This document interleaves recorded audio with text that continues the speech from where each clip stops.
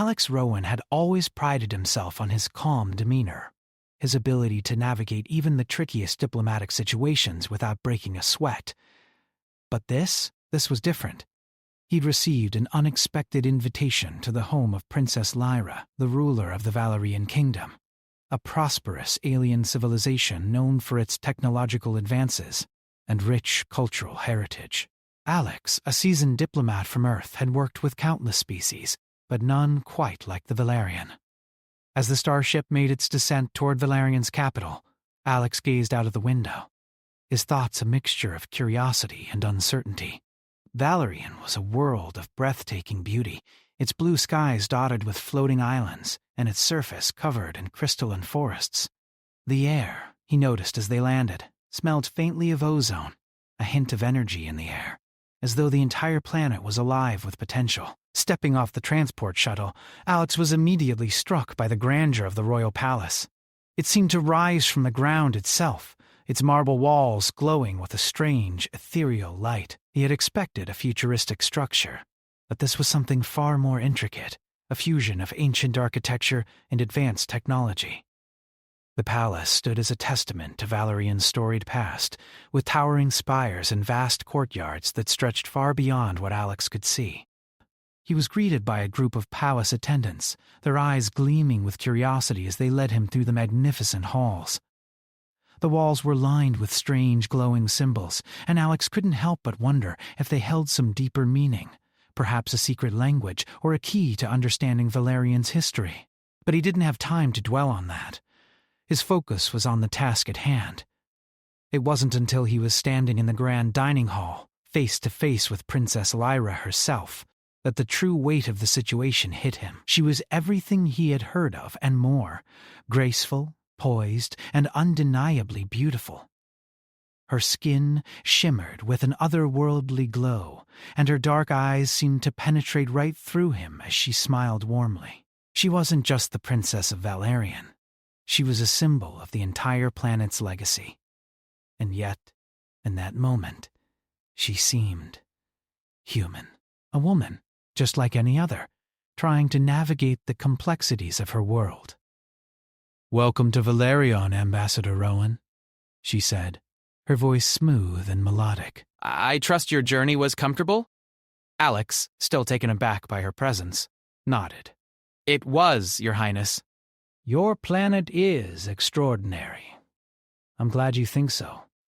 Lyra smiled again, though there was something behind her gaze that Alex couldn't quite place. "Please, make yourself at home. We have much to discuss." As the dinner began, Alex found himself seated beside the princess, surrounded by an assortment of Valerian dignitaries and scholars. The conversation flowed easily at first, revolving around the progress of the interplanetary alliance and the mutual benefits of collaboration between Earth and Valerian.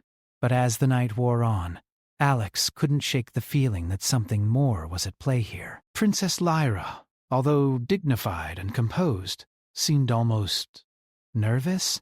"So, Ambassador," Lyra said, breaking him from his thoughts. "What is it like on Earth? I've read much about your species' history." "Your resilience, your creativity. It's all so fascinating." Alex paused, surprised by the question. He had never expected to hear such admiration from an alien ruler.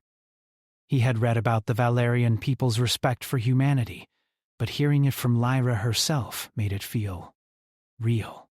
"Well, it's a long story," he began, leaning back in his chair. "But if I had to sum it up, I'd say that humanity is defined by its ability to overcome challenges. We've faced wars, famine, and even the brink of extinction, but somehow we've always managed to push forward." Lyra nodded thoughtfully. "I've heard as much. That is part of the reason I invited you here?" "Your species. We admire your ability to fight through adversity." "You don't give up, no matter the odds." "That's high praise, Your Highness, but I'm just one person. There are many others who've contributed to humanity's success." Lyra's eyes sparkled. "I know, but sometimes it only takes one person to spark change." One individual to make all the difference. Before Alex could respond, the conversation was interrupted by the sound of a soft chime. A servant entered, bringing a tray of strange, glowing fruit. Lyra reached for one, holding it out to Alex with a smile. Try it, she urged. It's a delicacy from our southern islands. Alex hesitated, unsure of what he was about to eat, but the princess's warm smile made him feel at ease.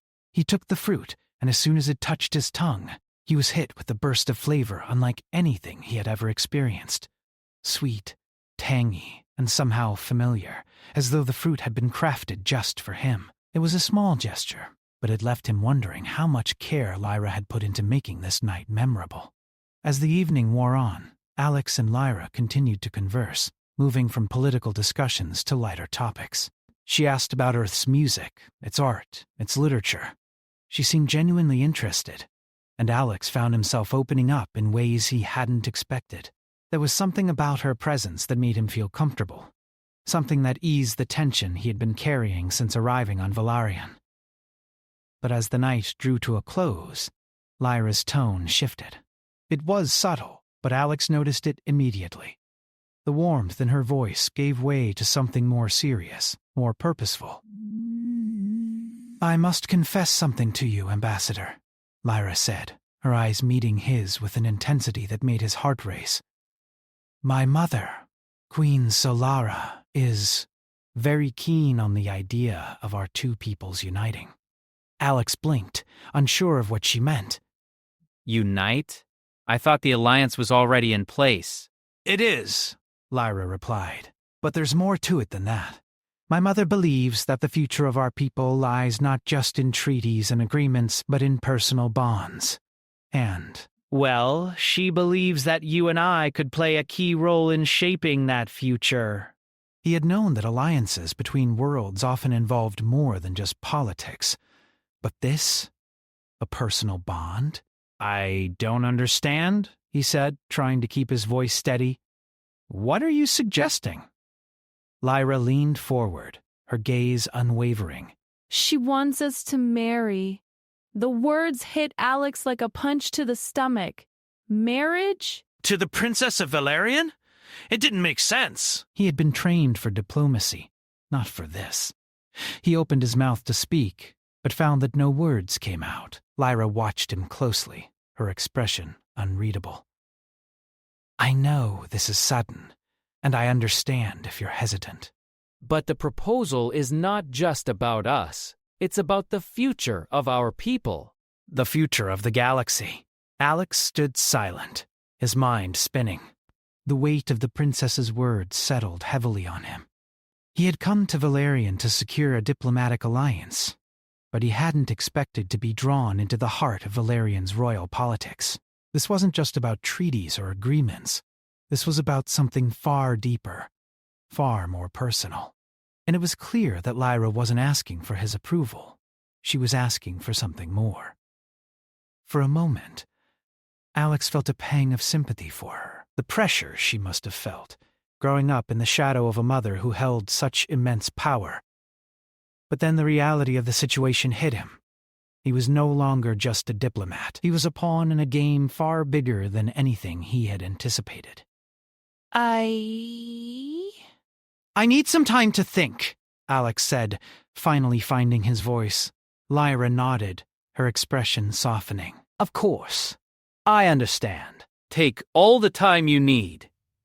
As Alex excused himself and made his way to his quarters, his thoughts were a whirlwind. What had just happened? How had he gone from being a simple ambassador to being caught in the middle of a royal proposal that could change the fate of two worlds? And what about Lyra? He hadn't expected to feel so drawn to her.